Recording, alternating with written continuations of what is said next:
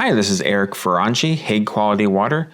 Want to show you a video here on how to disable your salt alarm, or really any other alarm on this new Signature Series Watermax. So this is a salt monitor. There's a plug that comes around to the back.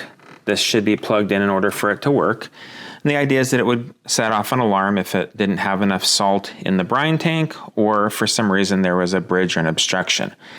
If it becomes a nuisance to you, it's real easy to disable, and I'll show you how to do that.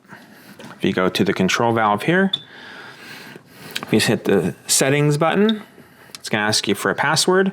Put in 1397 and then hit OK.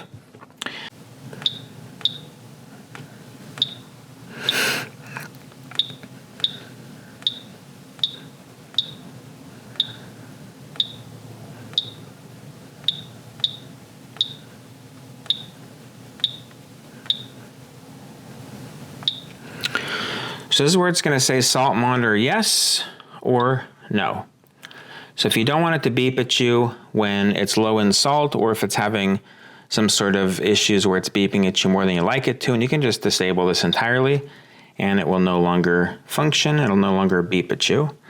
And you just have to continue through to the very end. There's a couple of other alarms here.